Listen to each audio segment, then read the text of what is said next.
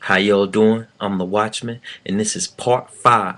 Part 5 of the Mark of the Beast 666. What mark did the beast leave upon God's law and kingdom? What mark did the beast leave upon God's law and kingdom? Now, before we get into it, I want to point y'all and direct y'all to a sister of mine. Her name is Vonda, and she is very grounded in our Father, and she will help you with dreams. She'll help you with interpreting your dreams, but from the Bible and from a Christian angle and perspective. And she has a beautiful spirit, beautiful nature, and is definitely grounded in the Lord. Definitely grounded in the Lord. Her YouTube channel page is youtube.com/GodsGirlTV. God's Girl TV. Again, if you have any questions, not only about dreams but about life itself, and any questions about the word, she can help you with. She'll definitely help you with. She's humble and down to earth, so definitely check her out, y'all. Definitely check her out. Her name is Vonda, and again, she's humble and down to earth, beautiful spirit, and grounded in the Lord. Definitely grounded in the Lord. But anyway, let's get right back into it. This is part 5. Part 5. And when we left off, we was talking about uh how worship, showing with how God feels about if you worship how the devil sets up. If you worship how the devil said worship, you know, you will receive the mark. But if you worship how God says worship, of course heaven is will be your last resting place. Heaven, But anyway, let's just get right into it. Let's get right into where we left off. Right into where we left off. Where we left off, we were seeing, so many people would say, it don't matter really about the commandments. The commandments was done away with. You hear so much of this nowadays. And at the end of Matthew 7, verse 21 to 23, he said, Jesus said in the last days, and he's talking to Christians. Remember, they Lord, did not do all of this in your name, did not prophesy, cast out demons and all this. These were Christians. But because they didn't worship God how he said worship. He says, get away from me, ye workers of iniquity. Iniquity in Hebrew and in Greek means lawlessness. Lawlessness. So this spirit of lawlessness we see is evident in this day and time. For we see there are many people who will tell you, it don't matter. The commandments don't matter anymore. The commandments don't matter anymore. And we know that God definitely does not feel that way. For John 14:5 says, if ye love me, keep my commandments. My commandments. And then you hear people say all the time, it doesn't matter, which day you keep holy. If it didn't matter, you know, we wouldn't even be having this conversation right now. If it didn't matter, if God said keep Tuesday holy, I keep Tuesday holy. If he said keep Wednesday holy, I'll keep Wednesday holy. You know what I mean? But he said keep the 7th day holy. Keep my 7th day holy. And then I want to ask another question. Do you honestly keep every day holy? People say I worship God every day. Of course, you're supposed to worship and spend time with the Lord every day. Any day and every day. But he said my 7th day, keep it holy. Now, ask yourself, do you keep every day holy? Do you keep every day holy? For I know people who will go to church, then come home, cut on the TV and watch the game. I know people who go to church, God says do not work. He says do not let your handmaids work. Do not let your servants work. People will go to church on their Sabbath day and then go to a restaurant. Even though you're not working, you're still causing somebody else to work. That that waitress or that maid, or the cook who's cooking you that food. So are you really keeping God's Sabbath day holy? Even if you keep it on the first day of the week, are you really keeping it holy? Holy, that's the question. And one thing, I used to hear about it growing up all the time. Josh, you don't do this on your Sabbath day. You don't do this. And I didn't realize this until I got older. If you can't spend one full day with nothing but you and God. One whole day. If you can't spend one whole day with nothing but you and God, then how do you expect to spend eternity with Him? Think about it. If you can't go one whole day and push everything worldly to the side, how can you spend eternity with God? See, really, the Sabbath commandment is preparing you to spend eternity in heaven. Think about it. Really, it's preparing you to spend eternity with Him. To spend eternity with Him. You know? Honestly, think about it. Think about it. But let's get right into it. Let's get right into it. Now, for those who say it doesn't really matter which day you keep holy, when God specifically says the seventh day, and the devil says the first day, it's like a babysitter. To all those who got parents to be able to feel this, it's like you got kids, and you gave them a list of rules on how to live and what they supposed to do. But the babysitter tells your kids what the how a list of things of what to do. The babysitter changes your rules. Which ones do you want your kids to follow?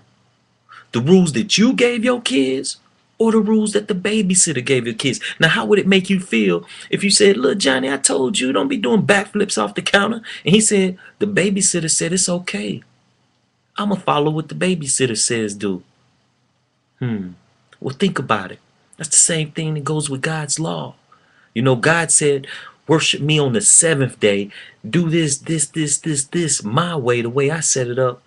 But some people say, "Nah, it's okay. You can listen to the babysitter. It's okay. The devil says worship on the first day. It's okay. It doesn't matter. God don't mind." Does He really? Let's get right into it. Let's get right into it. Now, when you worship Christ and you don't follow the law, how He said follow them, then He says, "In vain do you worship me." Turn your Bibles to Mark 7.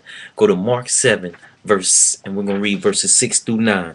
Mark 7, verse 6 through 9. He says, if you're worshiping Christ, you're worshiping Christ, but you're not worshiping Him how He said worship.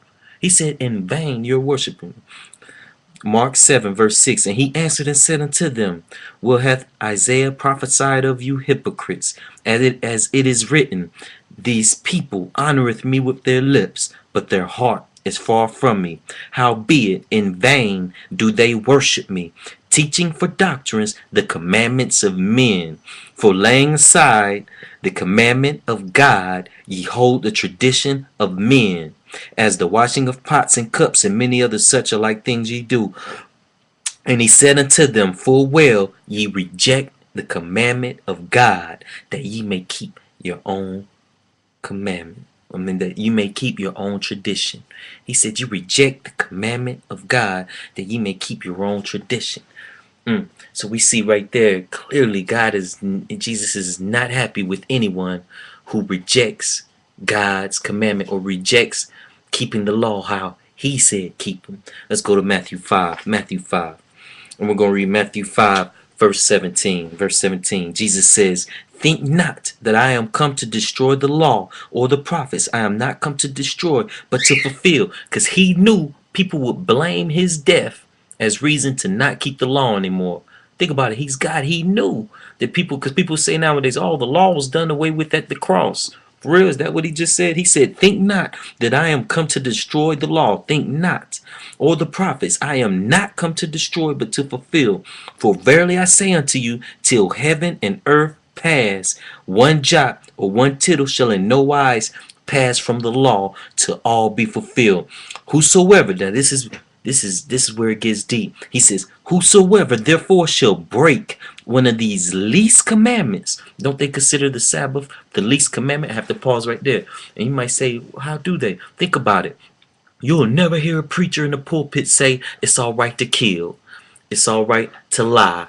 It's all right to covet. It's all right to worship other gods. You'll never hear him say that.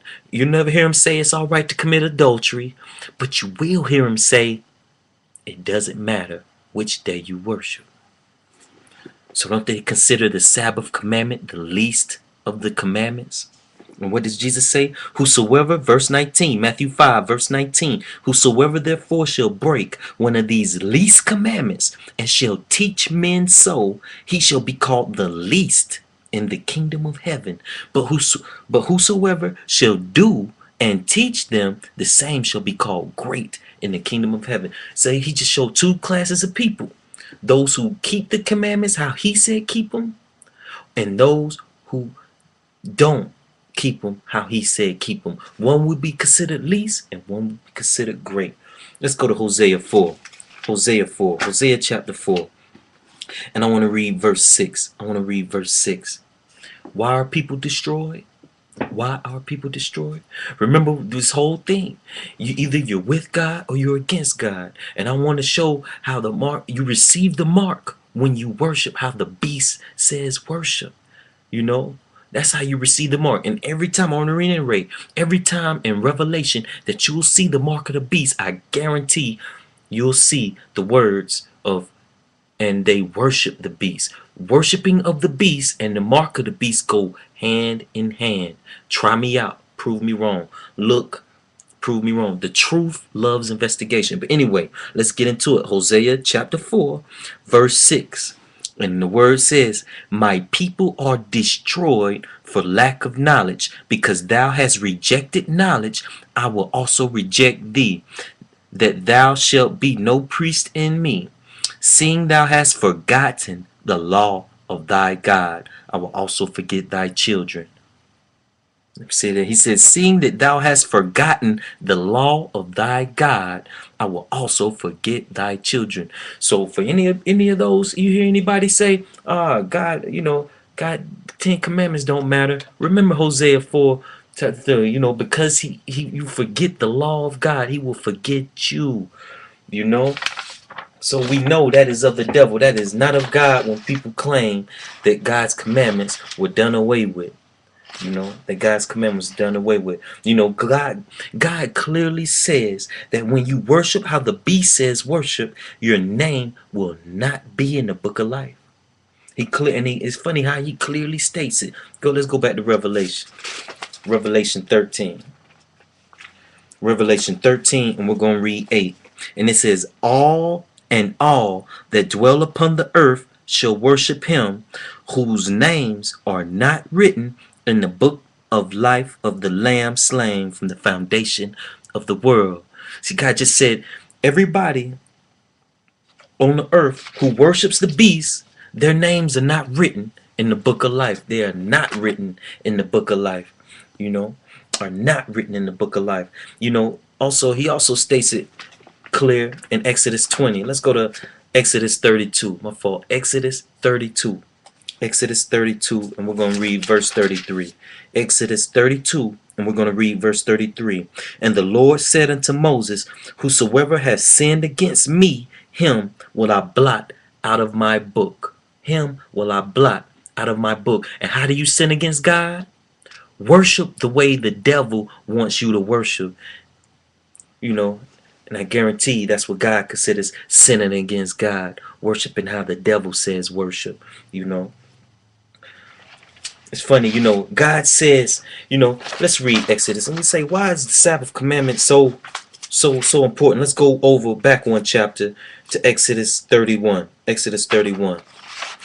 And it says, Exodus 31 verse 13. Exodus 31 verse 13.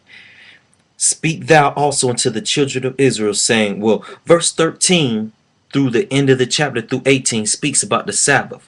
But I'm going to skip down to verse 16, where it says, wherefore the children of Israel shall keep the Sabbath, to observe the Sabbath throughout their generations for a perpetual covenant.